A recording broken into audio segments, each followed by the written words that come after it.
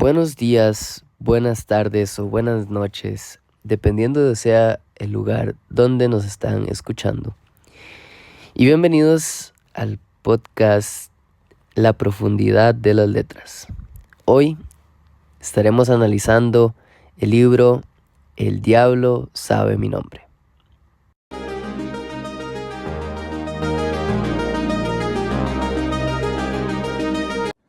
Bueno, aquí mi compañero Recinos va a dar una breve introducción a este libro. ¿Qué pasa cuando los cuerpos no obedecen? Cuando una niña se convierte en cocodrilo para salvarse. Cuando el deseo rompe los límites del género, del lenguaje y hasta de la realidad. Hoy estaremos hablando de un libro que no es fácil de leer, pero que una vez entra, no se olvida. El diablo sabe mi nombre, de Jacinta Escudos, es una colección de 14 cuentos que fue publicada en 2008. Y su escritora es Jacinta Escudos, que es una escritora salvadoreña. A primera vista, cuando leemos el libro, los cuentos parecen ser como sueños y cosas muy fantasiosas, pero estas en realidad esconden críticas muy profundas a los estereotipos, géneros, a la violencia, a la represión y sobre todo es una gran crítica social. En uno de los cuentos, una mujer se convierte en hombre por deseo. En otro, una niña se transforma en cocodrilo para poder escapar de su realidad. Y todo esto no es ciencia ficción, realmente es literatura simbólica. Un cuento destacado es Yo Cocodrilo. Y este cuento narra cómo una niña se enfrenta a una amenaza y en esta historia ella se transforma en cocodrilo. No es magia, realmente esto es un símbolo. La simbología de la situación en la que se encuentra la niña representa la situación de muchas niñas alrededor del mundo que enfrentan amenazas sexuales o de violencia en las casas. Y el cocodrilo representa esta idea o este sueño de ellas de poder encontrar o convertirse en algo que las saque de esta realidad. El cocodrilo representando fuerza y supervivencia para poder salir de esas situaciones. Y en el libro, en este cuento, se utiliza siempre un lenguaje sumamente íntimo, muy poético y triste. Como la niña no habla como víctima, ella habla más bien como alguien que se salvó. La escritora con este libro no quiere que creamos todo literalmente o nos lo tomemos como ella lo escribe.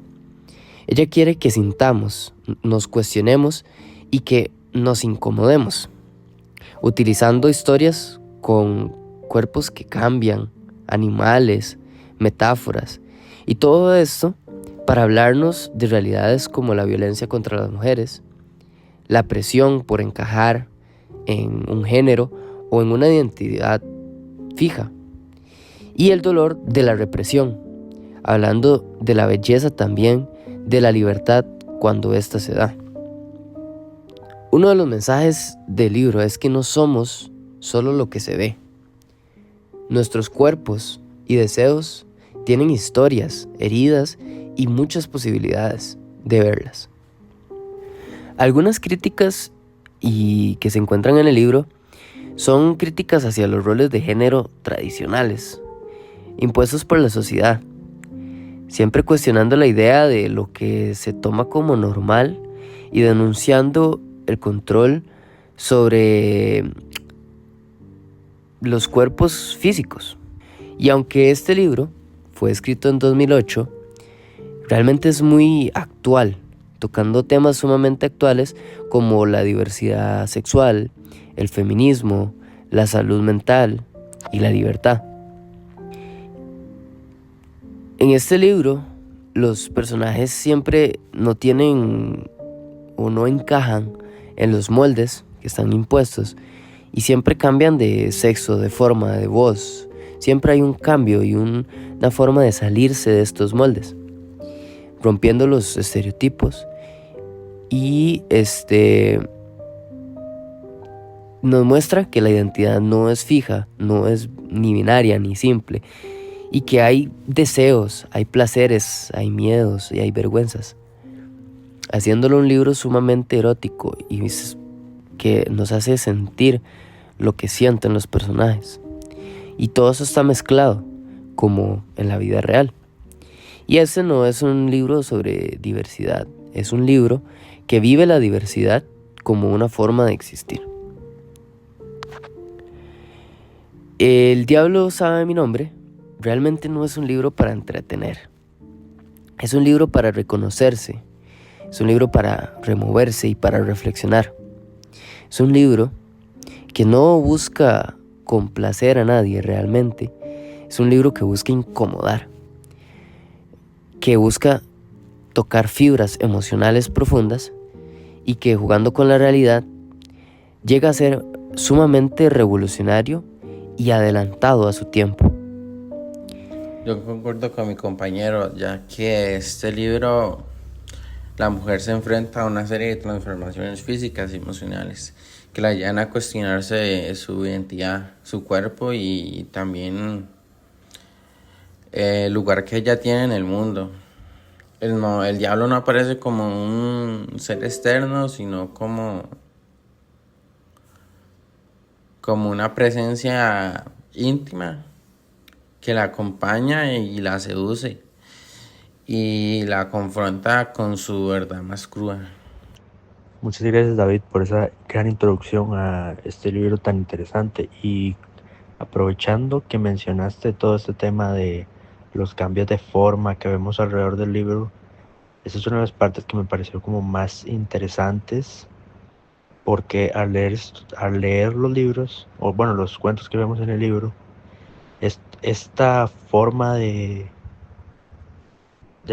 simbología que usa ella me pareció muy interesante y a la vez muy original, pero teniendo en cuenta, o sea, quitando todo lo de fantasía, me parece súper triste que en este caso mujeres, la única salida que puedan encontrar sea como dejar de ser ellas, dejar de ser quienes son por el hecho de solo ser mujeres y tener que llevar un rol estricto, de tener que ser de una forma, hacer cosas en sí por roles que se han formado alrededor de los años en la sociedad, los cuales no tienen mucho sentido y son muy machistas.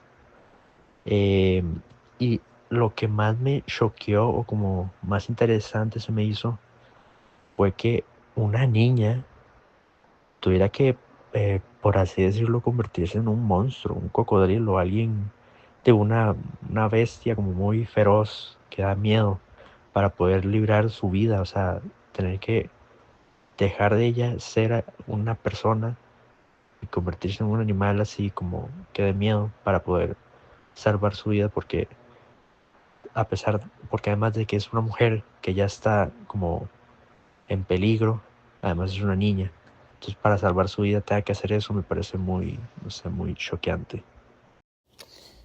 Sí, tiene mucha razón Camilo en unas cosas, pero Taylor, ¿usted qué opina de este cuento? Bueno, agradecer a mis compañeros por dar su opinión de este libro. La verdad concuerdo mucho con ellos y, y la opinión que dieron siento que es muy acertada.